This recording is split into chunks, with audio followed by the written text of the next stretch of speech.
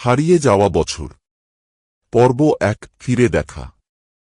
সন্ধ্যা ঘনিয়ে আসছে। গাড়ির জানালা দিয়ে বাইরে তাকিয়ে রিয়া অনুভব করল এত বছর পরেও শহরটা যেন বদলায়নি। পুরনো স্মৃতিগুলো একে একে মাথার মধ্যে ভিড় জমাচ্ছে।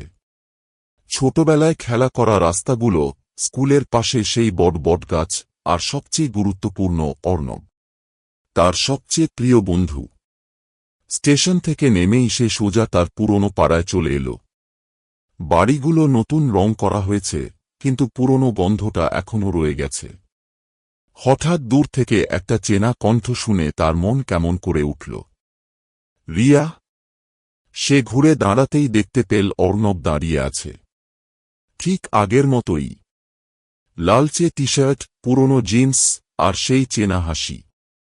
অর্ণব, তুমি এখানে? তুমি এতদিন পর এলে। ভাবলাম তুমি আমায় ভুলেই গেছ। রিয়া অবাক হয়ে গেল।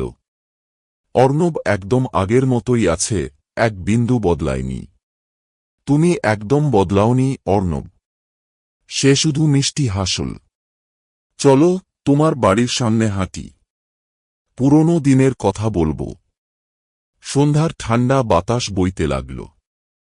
রিয়া অনুভব করল কিছু একটা যেন ঠিকঠাক লাগছে না।